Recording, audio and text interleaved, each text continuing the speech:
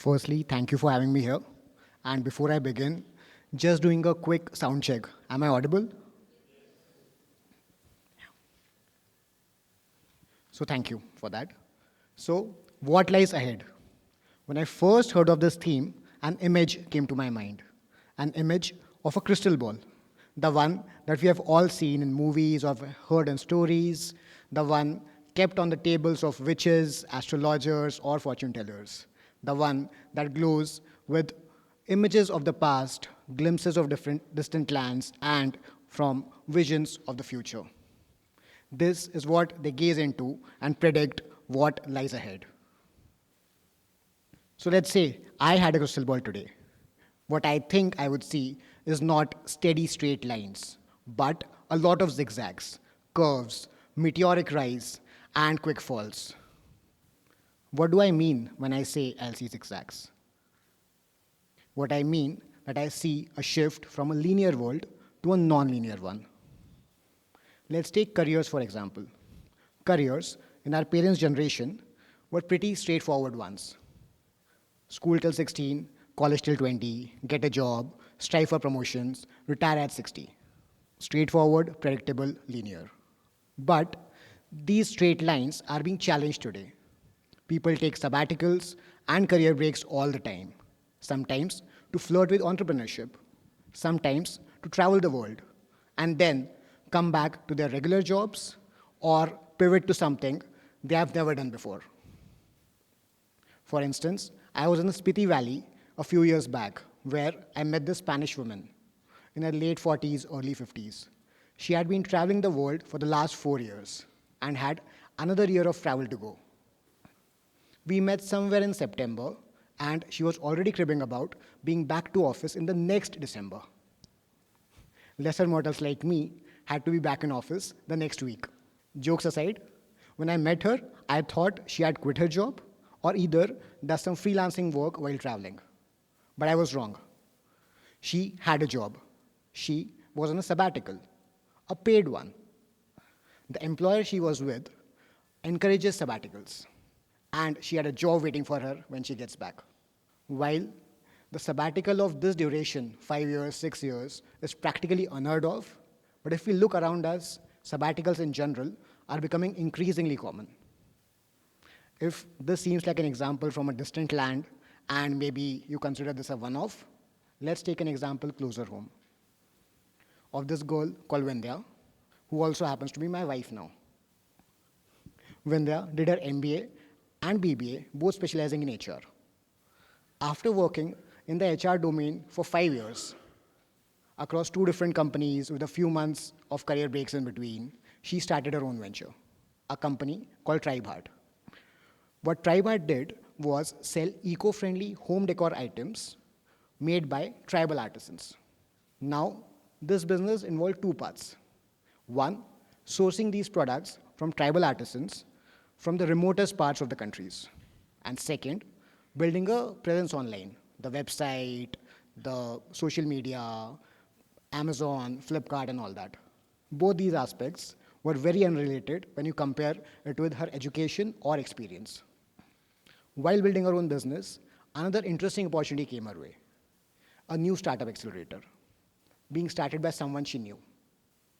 So she joined that part-time. First, it was 1 day a week, then it became 3 days a week. As time passed, this startup accelerator and the investee company she was working with, My Nachiketa, became more interesting. And her venture, TribeHeart, took a backseat. Today, she works with My Nachiketa full-time as its COO, practically managing everything under the sun for them. What they do is Gita concepts for kids. They create content for children based on Indian philosophy, Gita, Veds, Upanishads, etc. So let's rewind a couple of minutes and look at this career. From HR to a social entrepreneur to a startup COO. All of this in very different domains. All of this in a span of 10 years. Compare this to the careers we spoke about earlier, where people spend their entire lives in the same company, probably doing the same role, maybe in the same building. Now, I'm not saying either of the career is better or worse, or one is better than the other. Just that the non-linear careers, the ones with zigzags, the ones like Vindhyas, are becoming more and more common. These used to be an exception earlier, but are fast becoming a norm. If you think it's just individuals, I don't think so. Do you remember Pokemon Go? The game that had a lot of us walking around the town in search of Pokemons. It was a rage when it came. 50 million downloads in 19 days. Fastest a game I'd ever seen. Fast forward a few months, almost all its craze was gone. It's been 5, 6 years, and I don't think I've even heard the name in the last 4 years. Now, think about the people who are building it. They would have spent years building it. And they would have been on the moon when it was launched and saw such success. But their world would have come crashing down. The recent Labubu doll example seems to be going the same path. Now you may argue that this happens with startups, it happens with innovative products all the time. If that's the case, let's look at S&P 500. S&P 500 is the index of top 500 companies listed on the US stock exchange. Very similar to what we have in India, the Nifty 50 and the BSE Sensex. The average lifespan of a company on S&P 500 used to be 61 years in 1958. Today, it's below 20, 15 to 18 years by different estimates. And it's not just individual companies. Entire industries are facing this. So let's jog down the memory lane a bit and think how we used to shop in India 15, 20 years back. Probably walk into a small retailer store in the neighborhood or go to the busy part of the market, busy part of the city, which used to be the main market. Then came the malls, the modern trade stores like Walmart, Big Bazaar, Chroma. While they were just settling in, came the e-commerce wave. The Amazons and Flipkarts of the world ate into the share of not only the small retailers, but also these modern trade giants. We all thought that e-commerce is here to stay, and Amazons and Flipkarts of the world will dominate the next 50 years. But then, walk to the scene, Zepto, Blinkit, Instamart, with their promise of delivering in 15 minutes, 10 minutes, 7 minutes. Now, these quick commerce companies are challenging the dominance of these e-commerce companies. So, this is a sector. So, its paradigm shifting thrice, if not more, in a span of 15 years. Such shifts or disruptions of this scale used to be once in a century thing or once in a lifetime thing. Yet, here it is, happening thrice in a span of 15 years. That's what I call non-linearity. To put it simply, a linear world is like a staircase. You go up step by step, while a non-linear one is like a jungle gym. You go inside, jump ahead, fall down, come back to the beginning, move sideways, grow diagonally, take a swing, and probably past all the staircases there were. In fact, if a company or an individual today has to move from point A to point B, they are not able to do it in a straight line. There are typically twists and turns, loops and leap. That's how fickle our world has become. Now, that begs the question, why is it happening? I don't have a definitive answer, but I would put it in two broad buckets. One, we as people or we as society are rising up the Maslow hierarchy. A lot of us sitting in this room, and probably people will watch this video later, are not constrained by the physiological needs or the quintessential roti kapda makan. And because we are fortunate to have these safety nets, we are willing to take more risks. Those side hustles, side projects, career pivots, career breaks. Because we are fortunate, we do all that. And that's why the expectations of this generation, that is ours, and more so the Gen Zs, is changing. What we want from life is not stability, but probably experiences and fulfillment. So that's one part of it. The other part, and the more impact item, is the knowledge explosion and technology. Now, I need not talk about how technology is changing everything, how AI is impacting our life, and so on and so forth. We all hear of it all the time. I would want to stick to 2 points, which I found very intriguing. One is the exploding knowledge bank. So this is the knowledge doubling curve, which is from Buckingham's Fuller research. And what it shows is knowledge used to double every 100 years in 1900. It came down to 25 years, then a few years, then a few months. Today, by various estimates, even IBM predicts that knowledge doubles every 12-13 hours, which means knowledge doubles twice every day. That's how much the knowledge is exploding today. That's how much the data that we are capturing every day. As a result, what we see is the graph on the right, which is the shrinking half-life of skills. Now, the life of our skills or the life of our knowledge is shrinking, and it's shrinking drastically. There's a concept called half-life of skills, which means that half of what you know will be irrelevant in X number of years. So, for skills like professional skills or maybe IT skills, for a lot of skills, this time frame has come down to 5 years and even 3 years. What it means is that every 3 to 5 years, we'll have to reinvent ourselves.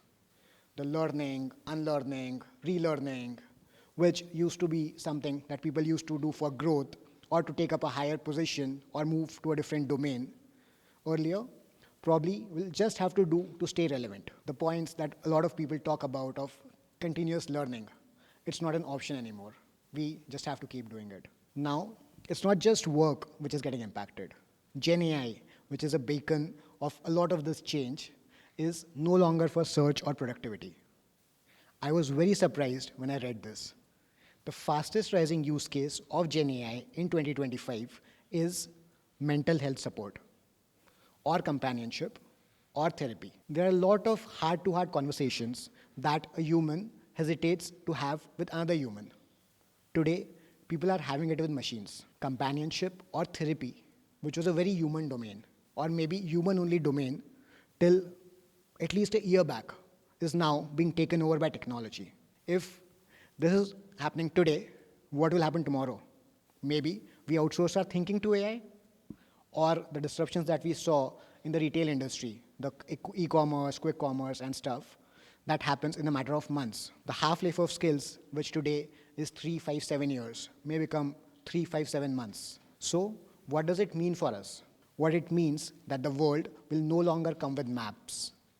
What we'll at best get is a compass that will broadly direct us in the right direction. If I were to go back to the ancient Hindu text, it was always said that life is cyclical.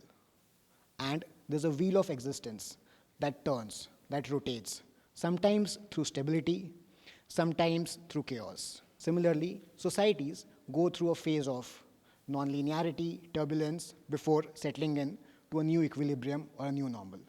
We probably happen to be alive in a generation which is probably the most non-linear patch of this wheel. So what does this mean? It means, and probably I am very excited about it, because when history is written 100 years from now, they will probably write 2020s as the decade where the start to a new world began. There is uncertainty, but there is excitement. And I always keep thinking about it, that if our times are so exciting, if they are so dynamic, if they are changing so quickly, what can we do to thrive in it? I am no authority on the subject, but if I were to recommend, I would recommend sticking to our core. Just that this core is slightly different. It's an acronym where C stands for curiosity. Curiosity has been a very important trait and will only become more important going forward, because in the world that we live today, AI can give us all the answers. And so probably the future will belong not to people who know a lot, but to the ones who ask the right questions, who challenge the right fundamentals. O in this core is openness. Openness to learn, openness to change, openness to look at something from a new lens, or openness to take a completely new path. R, probably the most important part of this core, resilience. And I call it the most important part because we live in a very non-linear world, a world where there are a lot of zigzags. And so, however curious we remain, however much we prepare, however much we are open, there will come a time, there will be someday, somewhere, sometime, where something will go wrong, something will break, and we'll have a setback. So we need to be mentally prepared that there will be a setback. And it's not about avoiding the setback, but about getting up quickly. E, which is the last part of the core, is experimentation. Because the world is dynamic and we cannot predict everything, experiments become even more important. Experiments are the new strategy. Test, try, learn, adapt, and move on. As someone told me recently, let's not make perfection or certainty the enemy of the good. Before I end, there's an interesting visual I have. So, till now, we would have, and I have repeated myself multiple times to say that the world is non-linear and there will be zigzags. So, our road ahead or the highway will not be a straightforward one. We'll have a lot of zigzags. But if we are anchored in our core, probably the zigzags will not overwhelm us. They will just propel us. Much like what we see here. So, what we see is if you look at the yellow lines, which are the ups and downs, this is what the world or the life will throw at us. If we are not prepared or if we are not resilient, what we will see is the blue line, the big ups and downs. Because when we are not prepared, even a small change seems like very big. Ideally, we should say that we should be like a straight line. Whatever is happening around us, chaos, good, bad, ugly, pleasant, unpleasant, horrendous, we should be equanimous. Equanimity, as they say, but it's a difficult trait to follow. We are but humans and can not always be like a straight line. But if we stick to our core, which is curiosity, openness, resilience, and experimentation, we'll probably see the world as these red lines, the small changes instead of the yellow ones. And if we are able to maintain our calm and composure in this chaos, there will come a curve which will propel us to a different dimension. Thank you. Thanks a lot.